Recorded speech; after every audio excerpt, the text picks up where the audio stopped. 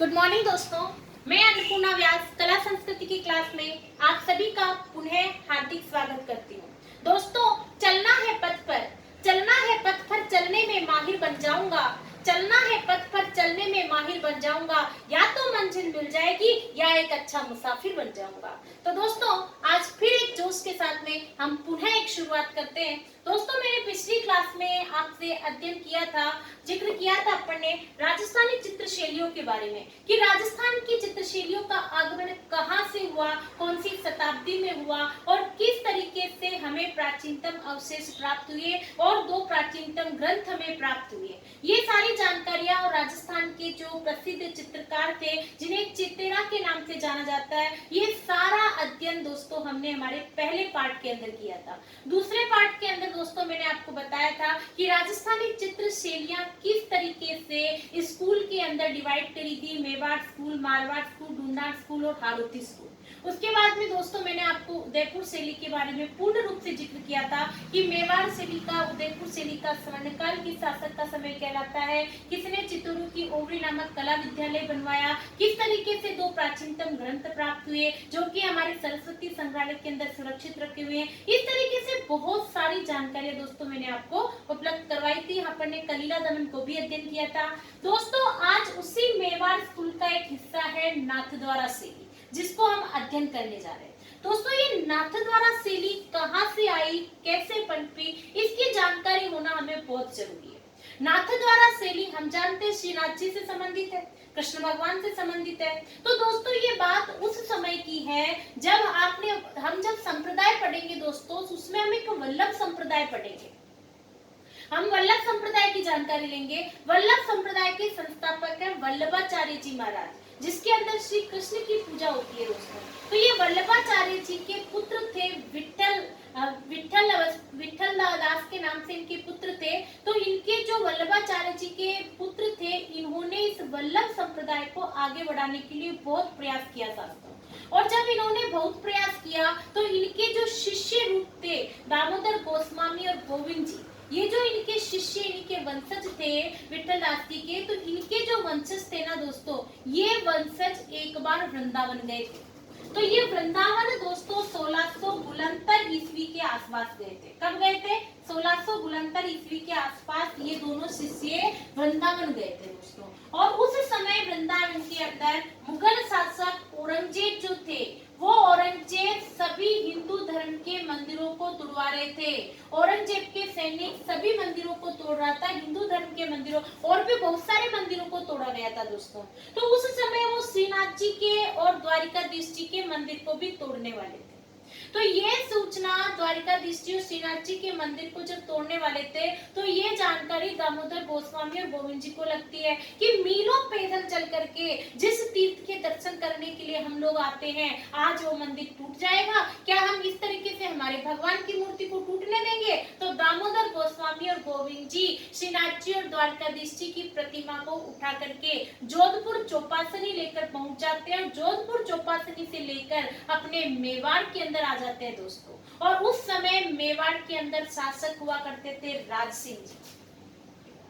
तो दोस्तों, ये जो राज सिंह जी का शासन काल चल रहा था उस समय हमारे मेवाड़ के अंदर जो शासन काल था दोस्तों, वो राज सिंह जी का था। और राज सिंह जी का शासन काल 1652 ईस्वी से लेकर 1680 ईस्वी तक बताते हैं दोस्तों। तो राज सिंह जी के शासन काल के अंदर 1672 ईस्वी के अंदर, कब? 1672 ईस्वी के अंदर ये दामोदर गोस्वामी जी और गोविंद जी दोनों मूर्तियों को लेकर के अपने मेवाड़ आते हैं दोस्तों। और मेवाड़ आकर के राज सिंह जी के सामने सारी बात बताते हैं। तो राज सिंह जी ने, जो मेवाड़ के शासक है राज सिंह, इन्होंने बिना किसी के डर के इन दोनों प्रतिमाओं को मेवाड़ के अंदर स्थापित करवाया दोस्तों। इसमें से एक प्रतिमा जो कि द्वारिकाधीश जी की प्रतिमा है, जो द्वारिकाधीश जी की प्रतिमा को दोस्तों इन्होंने काकरोली नामक स्थान पर, जो कि अभी हमारे नाथद्वारा राजसमंद के अंदर है, काकरोली राजसमंद के अंदर इनके भव्य मंदिर का निर्माण करवाया और इनकी प्रतिमा को स्थापित करवाया। और दोस्तों, श्रीनाथ जी की प्रतिमा को, श्रीनाथ जी की जो प्रतिमा थी, श्रीनाथ जी की प्रतिमा को राजसमंद झील के किनारे राजसमंद झील के किनारे दोस्तों एक सिहार नामक गांव पड़ता है। कौन सा गांव पड़ता है? सिहार नामक गांव। तो श्रीनाथ जी की प्रतिमा को राजसमंद झील के किनारे सिहार नामक गांव के अंदर स्थापित करवाया दोस्तों, जो कि वर्तमान के अंदर नाथद्वारा के नाम से जाना जाता है। अभी किस नाम से जाना जाता है? नाथद्वारा। यानी नाथद्वारा का प्राचीन नाम क्या था? सिहार गांव। तो नाथद्वारा के अंदर श्रीनाथ जी की प्रतिमा को स्थापित करवाया गया, जो कि नाथद्वारा के नाम से जाना जाता है। तो दोस्तों हमारे लिए ये बात बड़ी ही अच्छी है कि श्री कृष्ण जो वृंदावन के अंदर पूजे जाते थे, उनकी प्रतिमा को हमारे मेवाड़ के अंदर लाकर स्थापित किया गया। मेवाड़ के अंदर स्थापित किया, जिनकी प्रतिमा को दूर दूर से लोग पूजने के लिए आते थे दोस्तों। तो ये जो श्रीनाथ जी की प्रतिमा जब नाथद्वारा में लाई गई, तो नाथद्वारा के लोगों ने, मेवाड़ के लोगों ने क्या सोचा? मेवाड़ के लोगों ने सोचा कि स्वयं वृंदावन से भगवान हमारे मेवाड़ में पधारे हैं, तो इनकी पूजा वैसी होनी चाहिए जैसी वृंदावन में होती थी।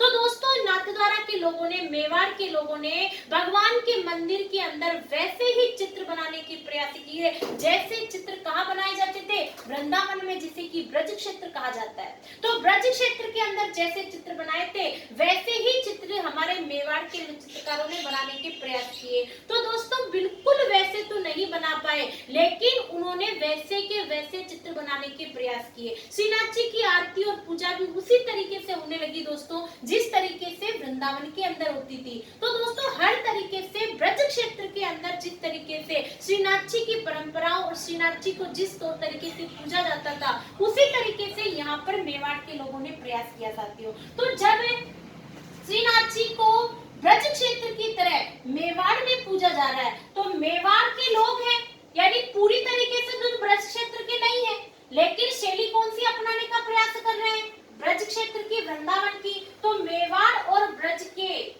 पारंपरिक सांस्कृतिक परंपराओं का हर तरीके का मिलन हुआ ना, तौर तरीका, गीत, चित्र, तो सांस्कृतिक परंपराओं का समन्वय हो रहा है दोस्तों। कुछ परंपराएं मेवाड़ की और कुछ ब्रज क्षेत्र की मिलकर के नई परंपराओं को जन्म दे रही है। तो मेवाड़ और ब्रज क्षेत्र की सांस्कृतिक परंपराओं के समन्वय से एक नई शैली का जन्म हो रहा है, और वह शैली किस नाम से जानी जा रही है दोस्तों? नाथद्वारा शैली के नाम से पूजी जा रही है। तो दोस्तों नाथद्वारा शैली को समझने के लिए बहुत ही आसान तरीका है, आप नोट लिख सकते हैं मेरे साथ के साथ में। ठीक है दोस्तों, ये मैंने आपको समझाया कि किस तरीके से नाथद्वारा शैली का आगमन हमारे मेवाड़ के अंदर हुआ।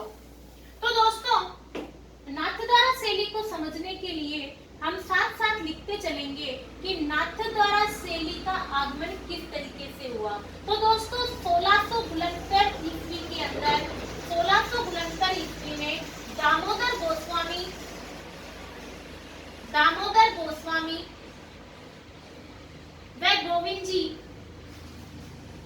व गोविंद जी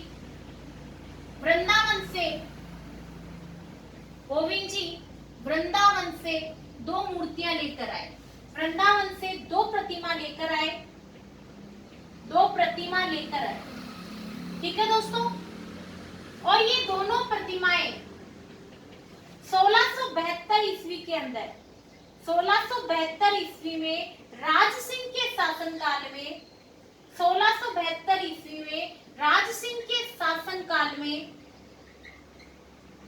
सिंह के शासनकाल में सिहार नामक गांव के अंदर स्थापित करवाई गई। सिहार नामक गांव में स्थापित करवाई दोस्तों, जो कि वर्तमान के अंदर नाथद्वारा के नाम से पूजा जाता है। करवाई जो कि वर्तमान में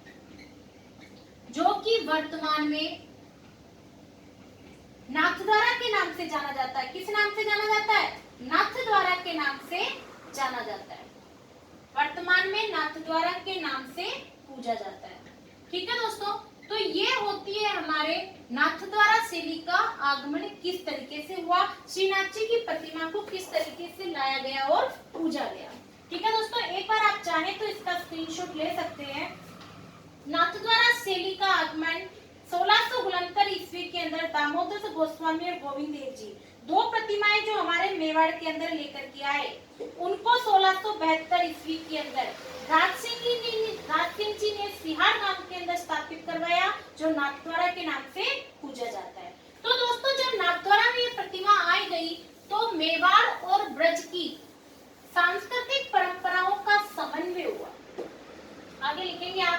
मेवाड़ व ब्रज की, मेवाड़ व ब्रज क्षेत्र की, मेवाड़ व ब्रज क्षेत्र की सांस्कृतिक परंपराओं का, सांस्कृतिक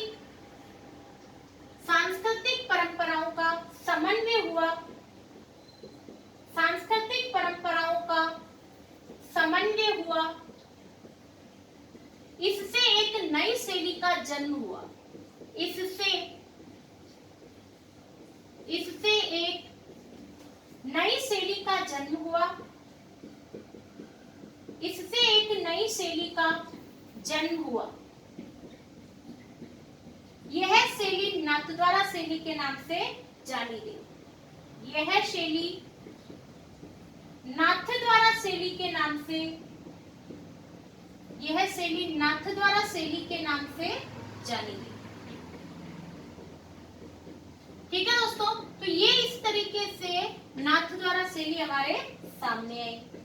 अब क्या हुआ दोस्तों कि नाथद्वारा शैली के सामने जो आई, उस शैली के अंदर अलग अलग प्रकार के चित्र बनाए गए। उन चित्रों के अंदर हमें किसका चित्रण मिलता है दोस्तों, आप स्क्रीनशॉट ले सकते हैं। आसमान से फूल बरसाते हुए देवताओं का चित्रण। वहां पर जो शैली के अंदर चित्र बने हुए ना दोस्तों, वो चित्र किस तरीके से बनवाए गए हैं कि आसमान से फूल बरसाते हुए, वहां पर जो चित्र बने हुए उसमें आसमान से देवता जो है फूल बरसाते हुए देवता नजर आते हैं। आसमान से फूल बरसाते हुए देवताओं का चित्रण मिलता है साथियों।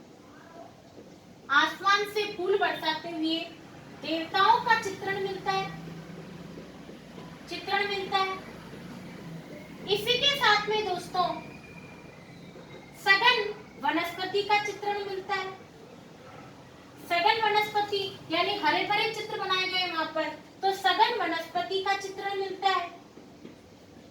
इसी के साथ दोस्तों यहाँ पर नाथद्वारा की पिछवाइयों का चित्रण बहुत प्रसिद्ध है दोस्तों। पिछवाइयां राजस्थान में कहाँ की प्रसिद्ध है, नाथद्वारा की प्रसिद्ध है। श्री कृष्ण भगवान की प्रतिमा के पीछे काले रंग के ऊपर कृष्ण भगवान की लीलाओं का चित्रण किया जाता है दोस्तों। यही कपड़े पिछवाइयों के नाम से जाने जाते हैं और पिछवाइयां नाथद्वारा राजसमंद की प्रसिद्ध मानी जाती है। ये कई बार आपके एग्जाम में क्वेश्चन उपस्थित था, तो आपको लिखना है दोस्तों कि पिछवाइयों का चित्रण,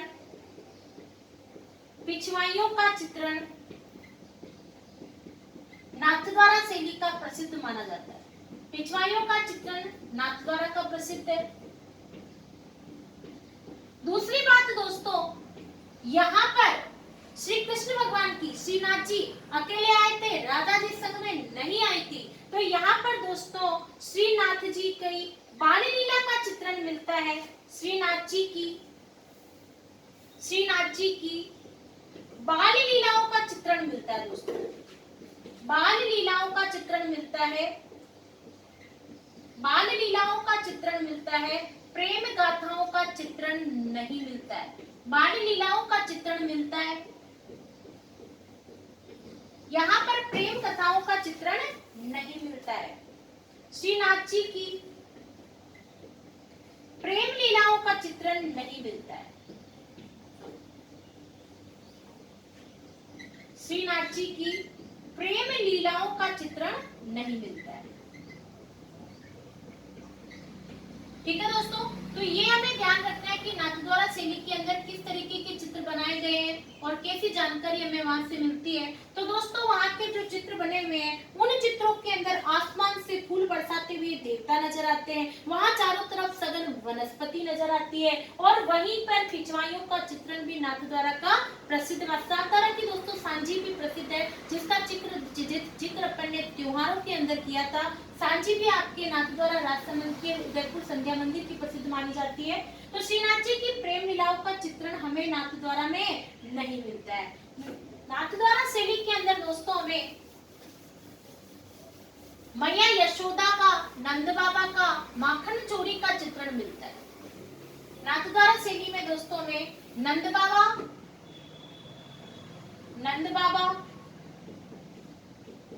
माखन चोरी, नंद बाबा, माखन चोरी और मैया यशोदा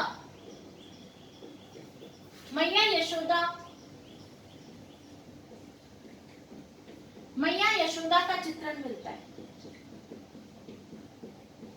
मैया यशोदा का चित्रण मिलता है। ठीक है दोस्तों, तो ये तो होती है हमारे नाथद्वारा शैली। नाथद्वारा शैली के अंदर दोस्तों जो हमें महिला और पुरुषों का चित्रण मिलता है दोस्तों, तो इसके अंदर हमें ये ध्यान रखना है कि इस शैली के अंदर पुरुषों के जो चित्र मिलते हैं दोस्तों, वो तो आप देख ही सकते हैं। पुरुषों का चित्रण, पुरुषों का चित्रण में दोस्तों श्री कृष्ण जी तो गायें चराएंगे, छोटे छोटे बाल गोपालों के साथ ही मिलेंगे, तो यहाँ पर बाल गोपालों का चित्रण मिलता है, बाल गोपालों का चित्रण मिलता है दोस्तों। और यहाँ पर जो महिला आकृति मिलती है दोस्तों, महिलाओं के जो चित्र मिलते हैं, महिला आकृति, उसके अंदर आपको लिखना है छोटा कद, कद छोटा है दोस्तों, छोटा कद, आकर्षक शरीर,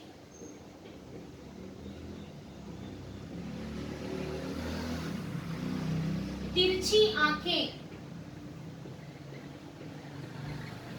एक बार आप स्क्रीनशॉट ले लीजिए दोस्तों, छोटा कद, आकर्षक शरीर, तिरछी आंखें, ये सभी हमें यहाँ पर मिलता है। मांसल शरीर, नथ का मोती, मंगलसूत्र, ये भी आप इसमें ऐड कर सकते हैं। नथ का मोती, एग्जाम में सवाल आ सकता है, नथ का मोती किस शैली की विशेषता है? नथ का मोती और मंगलसूत्र, ये सारी चीजें दोस्तों हमें नाथद्वारा शैली के अंदर मिलती है। तो नाथद्वारा शैली के अंदर पुरुषों का चित्रण, बाल गोपालों का चित्रण मिलता है, महिला आकृति, छोटा कद, आकर्षक शरीर, ठीक है, तिरछी आंखें, नथ का मोती और ये मंगलसूत्र। ठीक है दोस्तों, तो ये होती है हमारी नाथद्वारा शैली की जानकारी।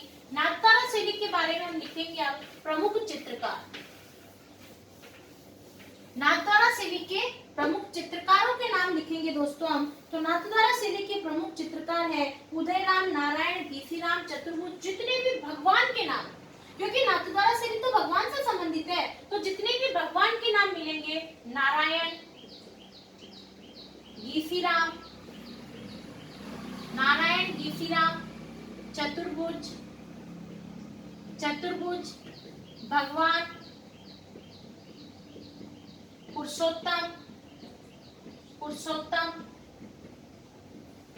ये सभी जो चित्रकार मिलते हैं दोस्तों, ये सभी चित्रकार हमें नाथद्वारा शैली के मिलते हैं। इसी के साथ में दो नाम याद रखने हमें, कंकूबाई और इलायची देवी, ये दोनों महिला चित्रकार है जो कि हमें नाथद्वारा शैली के अंदर मिलती है। यहाँ पर आप खूबी नाम भी लिख सकते हैं, जितने भी राम भगवान के नाम आते हैं दोस्तों, वो सभी नाथद्वारा शैली के अंदर जाने जाते हैं। तो नारायण, घीसीराम, चतुर्भुज, भगवान, पुरुषोत्तम, खूबीराम, कंकूबाई और इलायची देवी, ये सभी हमारी कौन सी शैली में आ रहे हैं दोस्तों? नाथद्वारा शैली के अंदर। आगे चलेंगे दोस्तों, नाथद्वारा शैली के बाद देखेंगे हम देवगढ़ से। अगली शैली लिखेंगे दोस्तों आप, मेवाड़ स्कूल की ही शैली है देवगढ़ शैली। देवगढ़ शैली की जानकारी हमें कैसे और कहां से प्राप्त होती है दोस्तों? तो देवगढ़ शैली के साथ में क्या होता है कि देवगढ़ शैली में एक छोटी सी बात बताती हूँ कि दोस्तों, हाँ, मैंने आपको जिक्र किया था कि जब कोई बाहर की बहू हम लेकर आते हैं तो दोस्तों हम थोड़ा सा तीखा खाते हैं, लेकिन बहू थोड़ा सा मीठा खाती है।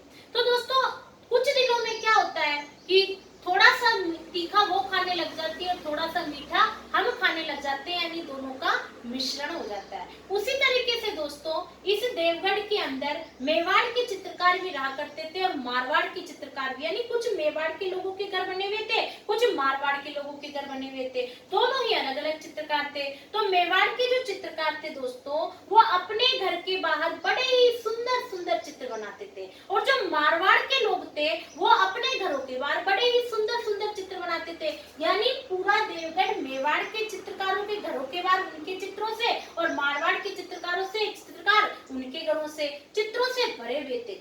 तो वहां के एक रावत हुआ करते थे देवगढ़ के, जिनका नाम था दोस्तों द्वारिकाधीश जी। तो यहाँ के जो रावत हुए थे द्वारिकाधीश जी, वो एक बार भ्रमण पर निकलते और भ्रमण पर निकलते निकलते वो देवगढ़ के बाजार में पहुंच जाते हैं। वहां जाकर के देखते हैं कि मेवाड़ के जो लोग हैं उन्होंने घरों के चित्र बना रखे हैं और मारवाड़ के लोग हैं उन्होंने भी अपने घरों के बाहर चित्र बना रखे हैं। तो तो मेवाड़ के लोगों ने जो चित्र बना रखे ना दोस्तों, उनके अंदर एक विशेष बात है कि उन्होंने जो महलों के चित्र बनाए हैं, राजसी ठाट बाट बनाए, वो इतने सुंदर है, इतने सुंदर है कि मारवाड़ के उतने सुंदर नहीं। और जो मारवाड़ के लोगों के चित्रकारों के घर है, उनके अंदर महिलाओं के चित्र और पुरुषों के चित्र अति शोभनीय, अति सुंदर है कंपैरेटिवली मेवाड़ के लोगों के। तो दोस्तों रावत जी ने देखा कि ये लोग तो महलों के राजसी ठाट बाट के चित्र अच्छे बनाते हैं और जो मारवाड़ वाले वो महिला और पुरुषों के चित्र अच्छे बनाते हैं। यदि इन दोनों के चित्रों का समन्वय हो जाए, यदि ये दोनों मिलकर चित्र बनाने लग जाए, तो बिल्कुल एक शानदार शैली का जन्म हो जाएगा। तो दोस्तों रावत द्वारकाधीश जी के प्रयासों से मेवाड़ और मारवाड़ की शैलियों के मिश्रण से एक नई शैली का जन्म होता है, जो कि देवगढ़ शैली के नाम से जानी जाती है। और इस शैली को प्रकाश में लाने का श्रेय डॉक्टर श्रीधर अंधारे को जाता है। ठीक है दोस्तों, तो इसका जो प्रकाश में लाने का श्रेय जाता है दोस्तों, वो डॉक्टर श्रीधर अंधारे को जाता है। इसको विकास करने का श्रेय रावत द्वारकाधीश को जाता है। और यहाँ के चित्रों में जो ज्यादातर रंग मिलता है दोस्तों, वो हमें पीला रंग मिलता है। तो देवगढ़ शैली के अंदर आप लिखेंगे दोस्तों कि मेवाड़ व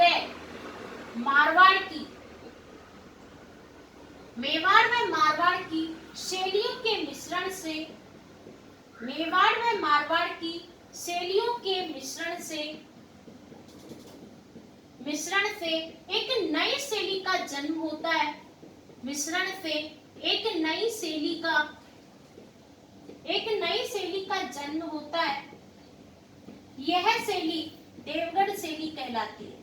यह शैली कौन सी शैली कहलाती है दोस्तों? देवगढ़ शैली कहलाती है। यह शैली देवगढ़ शैली कहलाती है। उसके बाद में दोस्तों इस शैली के विकास का श्रेय, मैंने बताया इसका विकास किस तरीके से हुआ, तो इस शैली के विकास का श्रेय आपके रावत द्वारिकाधीश को जाता है। इस शैली के विकास का जो श्रेय जाता है दोस्तों, वो आपके रावत द्वारिकाधीश को जाता है। इस शैली के विकास का श्रेय रावत द्वारिकाधीश को जाता है। रावत द्वारिकाधीश को जाता है। और इस शैली को प्रकाश में, यह तो देवगढ़ तक सीमित थी, उन्हें शामिल करवाया, लेकिन हम सबके सामने प्रकाश में कौन लेकर आया, तो इस शैली को प्रकाश में लाने का श्रेय, प्रकाश में लाने का श्रेय किसे जाता है दोस्तों? प्रकाश में लाने का श्रेय आपके डॉक्टर श्रीधर अंधारे को जाता है। डॉक्टर श्रीधर अंधारे को इसको प्रकाश में लाने का श्रेय जाता है। इसी के साथ दोस्तों यहाँ पर जो महत्वपूर्ण रंगों का प्रयोग किया गया है, वो रंग होते हैं आपके पीला। और यहाँ पर जो पुरुष और महिला की आकृति होती है, पुरुष व महिला आकृति आपके मारवाड़ शैली के समान होंगे। आगे बढ़ेंगे अपन मारवाड़ शैली में। तो पुरुष व महिला आकृति जो होती है दोस्तों, वो आपके मारवाड़ शैली के समान होती है। और जो राजसी ठाट बाट होते हैं, राजसी ठाट बाट होते हैं दोस्तों, ये है राजसी ठाट बाट आपके मेवाड़ शैली के समान होते हैं। किसके समान होते हैं? मेवाड़ शैली के समान। तो दोस्तों यहाँ पर महिला पुरुष के चित्र मारवाड़ शैली के समान मिलते हैं और राजसी ठाट बाट आपके मेवाड़ शैली के समान मिलते हैं। तो देवगढ़ शैली किन दो शैलियों के मिश्रण से हो रही है दोस्तों? मेवाड़ व मारवाड़ की शैलियों के मिश्रण से एक नई शैली का जन्म होता है और यह शैली आपकी देवगढ़ शैली कहलाती है। और इस शैली के विकास का श्रेय किसको जा रहा है दोस्तों? रावत द्वारिकाधीश को जा रहा है। प्रकाश में लाने का श्रेय डॉक्टर श्रीधर अंधारे को जा रहा है। इसका रंग क्या है दोस्तों? पीला। पुरुष व महिला आकृति किसके समान है? मारवाड़ शैली के समान। और राजसी ठाट बाट किसके समान है? मेवाड़ शैली के समान। ठीक है दोस्तों, आगे चलते हैं अपन चावंड शैली। अगला देखेंगे दोस्तों हम चावंड शैली। चावंड स्थान को हम अच्छे से जानते हैं दोस्तों। चावंड का संबंध कहाँ से है? हमारे महाराणा प्रताप से है। महाराणा प्रताप को तो आप जानते हैं दोस्तों। महाराणा प्रताप के तो नाम से ही हम अच्छे से सुशोभित होते हैं कि जिस महामहिम की महिमा से धरती नभ महिमा मंडित है, जिस हनुमान की गरिमा से यशदान अभी तक गुंजित है, जिसके रौरव के गौरव पर माता जीवट मुस्काती थी, चौड़ी छाती उन्नत लाट वाले से सज्जित रहते थे, उस महाप्रतापी योद्धा को महाराणा प्रताप कहते थे। तो दोस्तों महाराणा प्रताप से स्थित है। तो चावंड शैली का संबंध दोस्तों महाराणा प्रताप से बताया जाता है। चावंड शैली महाराणा प्रताप ने हल्दीघाटी युद्ध के बाद में, कौन से युद्ध के बाद में, हल्दीघाटी युद्ध के बाद में, हल्दीघाटी युद्ध के बाद में चावंड को अपनी राजधानी बनाया। हल्दीघाटी युद्ध के बाद किसको राजधानी बनाया अपना, चावंड को, चावंड को अपनी राजधानी बनाया, अपनी राजधानी बनाया। ठीक है दोस्तों। और दोस्तों इसका जो विकास किया वो अमर सिंह प्रथम ने किया। इसका विकास किसके समय हुआ, अमर सिंह प्रथम के समय इसका विकास हुआ। अमर सिंह प्रथम जो कि महाराणा प्रताप के सुपुत्र थे, अमर सिंह प्रथम के समय इसका विकास होता है। और इसके जो प्रमुख चित्रकार हैं उनका नाम है नासिरुद्दीन। चावंड शैली के प्रमुख चित्रकार है दोस्तों नासिरुद्दीन। कौन है, नासिरुद्दीन। नरूरुद्दीन अलग है, नासिरुद्दीन अलग है। नरूरुद्दीन ने कलीला दमन का चित्रांकन किया है, नासिरुद्दीन ने चावंड शैली के प्रमुख चित्रकार है। कौन है, नासिरुद्दीन। ठीक है दोस्तों। तो नासिरुद्दीन वह प्रमुख चित्रकार है जिन्होंने एक रागमाला का चित्रण भी किया दोस्तों। रागमाला का चित्रण भी इनका बताया जाता है। तथा दोस्तों इस चावंड शैली के अंदर आसमान में चित्र जो बने हुए हैं उन चित्रों के अंदर आसमान में तरंगित लहरें व उड़ती हुई चिड़ियाओं का अंकन दिखाया गया। तरंगित लहरें व उड़ती हुई चिड़ियाओं का अंकन दिखाया गया।